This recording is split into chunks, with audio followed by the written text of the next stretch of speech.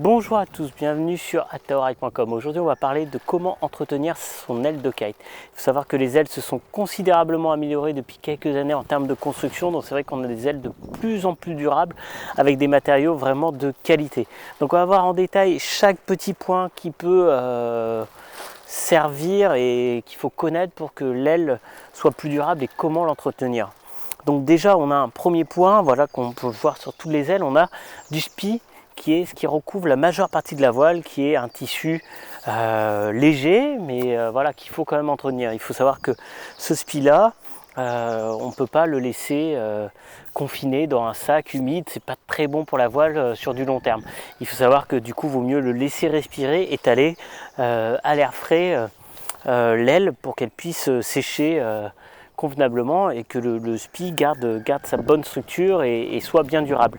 On a ensuite le dacron ici aussi qui a besoin d'être séché et c'est mieux sur du long terme pour son aile, vraiment d'essayer de la mettre après une session un peu humide, de mettre à plat, de la laisser sécher tranquillement et après de la replier une fois qu'elle a perdu cette humidité. Il faut savoir que de base, l'eau salée est moins nocive pour l'aile que l'eau douce, mais bon, ça reste quand même pas très bon pour les ailes.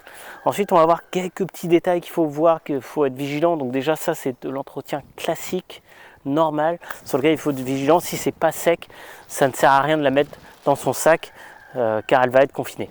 On va voir ensuite quelques petits détails qui permettent justement de donner plus de durabilité à la voile et de lui donner un meilleur entretien et qui fasse qu'elle ne se casse pas.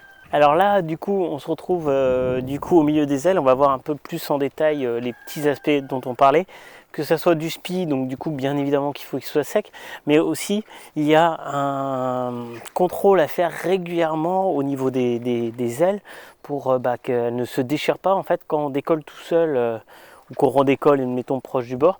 Des fois, il se peut qu'il y ait un petit coquillage, un petit truc qui se prenne dedans. Et du coup, ce qui fait qu'on peut avoir des petits trous, hein, c'est petit, c'est moins d'1 millimètre, qui peuvent se situer ici notamment, au redécollage. Donc c'est vrai qu'il faut être assez vigilant, vérifier du coup qu'il n'y ait pas de trou, parce que tout simplement, si jamais vous prenez un frontal un peu violemment et que en plus de ça, du coup, vous n'avez pas de chance, du coup l'aile peut se déchirer dans toute la longueur. Donc après ça se répare, faut pas jeter la voile, mais c'est vrai qu'il faut être assez vigilant dessus. Ensuite on parle du dacron, donc c'est ce qui un peu construit le bord d'attaque. Donc c'est une matière qui est vraiment durable, un peu plus lourde que le spi. Du coup faut être assez vigilant. Donc on a, comme on peut voir ici, des parties en aramide qui protègent les frottements éventuels de l'aile. Pour qu'elle soit plus durable. Et ensuite, des fois, sur certaines marques, il manque cette petite partie de renfort en fait, et ce qui fait que du coup, si vous décollez tout seul de manière intempestive du même côté, vous pouvez avoir les lignes de couture qui s'usent un peu. Donc après, ce qui peut des fois faire apparaître une hernie, donc c'est pas grand chose à réparer, mais c'est vrai qu'il faut être vigilant là-dessus et ne pas laisser cette chose arriver. Ensuite, sur toutes les ailes qu'on a de manière générale, les coutures sont en 6 temps, donc du coup avec une couture à plat, donc ça c'est ce qui est standard. Et ensuite pour tout ce qui est on va dire durabilité, on a aussi ce qui est le bridage, donc qui est quelque chose d'assez important et sur lequel il faut être vigilant, même si aujourd'hui on a beaucoup moins de problèmes liés au bridage que dans le passé. Donc on va aller au niveau du bridage. On a ici du coup un bridage avec un pigtail ici, et on retrouve ici une poulie de friction. Donc cette poulie de friction évite du coup de casser. Alors on a des poulies avec un axe au centre. C'est vrai que ces poulies là en plastique moulé, c'est vrai que c'est bien, c'est durable, ça use pas le bout, pas trop du moins.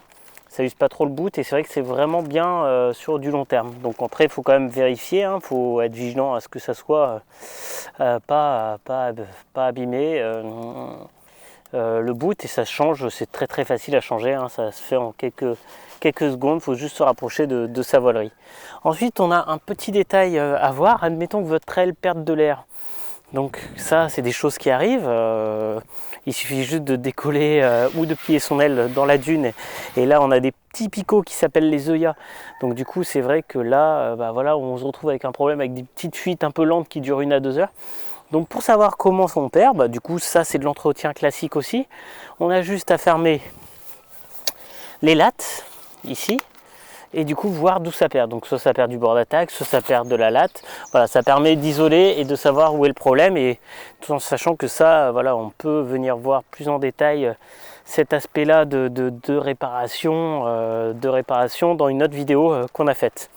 Ensuite, de manière générale, il n'y a pas grand-chose à découvrir d'autre. C'est vraiment de l'entretien constant, de l'entretien habituel qui fait que voilà, votre aile sera durable et durera dans le temps, et qui fait qu'elle sera vraiment entre guillemets pas du tout abîmé. Donc après, c'est de manière générale de la vigilance. Ensuite, pour plier, souvent on voit que c'est plié un peu n'importe comment. On va vous montrer comment plier une aile de manière simple et efficace, et puis après, une fois que tout ça est bon, en fait, vous avez pas grand chose à faire hormis la regarder et attendre la prochaine session. Donc on va voir comment plier la voile. C'est un truc tout bête, mais d'un point de vue purement pratique, c'est vraiment bien de mettre les bridages à l'intérieur de l'aile pour plier. Ce sera plus facile et ça fait plus propre. Du coup là, on va voir comment plier la voile. Donc là, il faut être vigilant parce que sur toutes les ailes, on n'a pas ça, mais là, on a des lattes au niveau du bord de fil, donc il faudra être vigilant comment dire, quand on pliera l'aile en dernier lieu, pour qu'elle soit pas trop, que les lattes ne viennent pas abîmer la voile.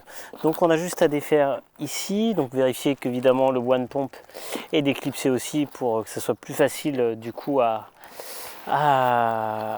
plier. Donc on défait ici. On a ici du coup sur pas mal de marques maintenant, c'est réfléchi pour qu'on puisse tourner la valve, mettre en vidéo et puis plier plus facilement. Donc on la met bien dans l'axe, ça c'est naturel, hein. C'est tout ce qu'il y a de plus logique. Et alors, il y a plusieurs méthodes, mais du coup, nous on a plutôt la méthode de rouler au niveau du bord de fil bien clean, parce que du coup les lattes comme ça, elles seront toutes à la même hauteur. Et du coup, on plie bien et on vide bien. Comme ici, là, on voit, ça fait un peu de bruit. Hop, on plie bien ici. Tac.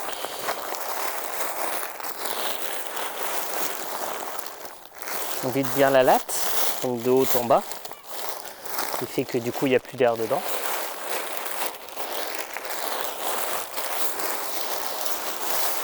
On continue à monter.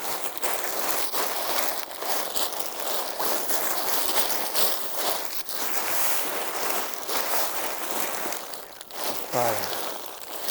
Là, on se retrouve avec le premier côté fait. On voit c'est bien propre et tout. C'est plié pas trop serré non plus, mais bon, c'est quand même pas si large que ça. Ensuite, de l'autre côté, naturellement, c'est la même manière. Donc on vide bien.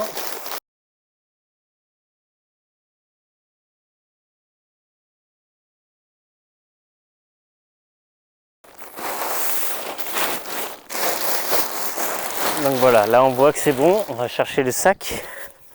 Alors du coup, petite astuce quand vous pliez.